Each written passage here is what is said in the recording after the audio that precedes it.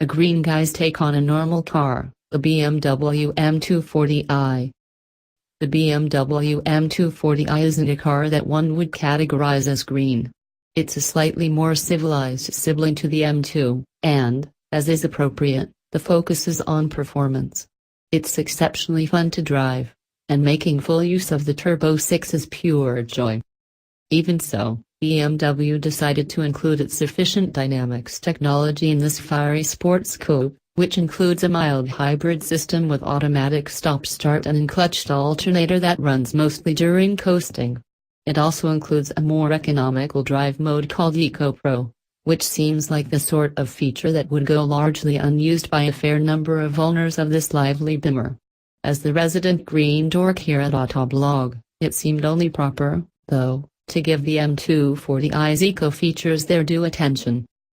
At the top of the list is probably the automatic stop-start, as it's usually the first to rear its head once you're behind the wheel. In this car, it's definitely noticeable when this potent engine starts up again, but it does do swiftly, and I never felt the urge to turn stop-start off completely. The green highlight, though, is the Eco Pro mode, selectable from the same toggle you'd use to choose the more aggressive sport modes. In Eco Pro, the 2 Series gets a fair bit slower. Throttle response is dimmer, making it a lot easier to drive smoother and more conservatively, especially when accelerating away from a stop. In a lot of vehicles, this means that no matter how hard you step on the right pedal, your acceleration is governed.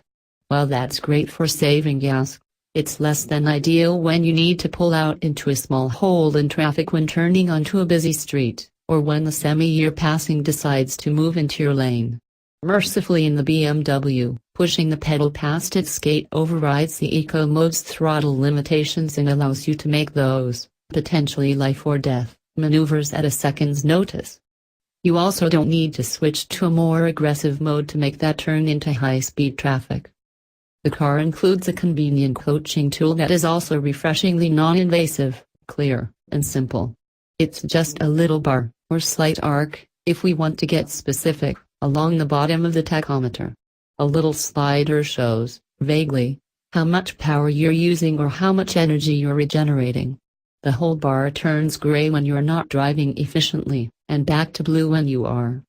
Additionally, it gives you a readout between the gauges that shows how much added range you've earned by driving like a good boy. That simple approach, with an easily understood quantifier, makes your smoothness on the pedal feel like it has real-world results. We spent a good portion of our drive in the countryside outside of Nashville, including lazily curving rural roads, and a downhill portion of the tree-lined Natchez Trace Parkway. Winding our way along the repeating arcs of pavement, the Rogue Sport was happy to carry speed with composure. While we weren't testing the car's limits on a scenic public road shared with numerous cyclists, we found it to have an excellent sense of balance. We were reminded again that this vehicle is smaller than it looks, with a center of gravity that feels low and around which the car rotates without wallowing from side to side. Also helpful in the hills was the option to manually switch transmission ratios by sliding the shift lever to the left and bumping it forward or rearward to shift gears. We didn't find much to get excited about with the manual mode for the Rogue Sports CVT, but we did find it useful in this instance. In most situations, we were happy just to leave the transmission to manage itself, especially since there wasn't much engine drone making its way into the cabin. It doesn't feel particularly slow either, even though in AWD form, it kind of is.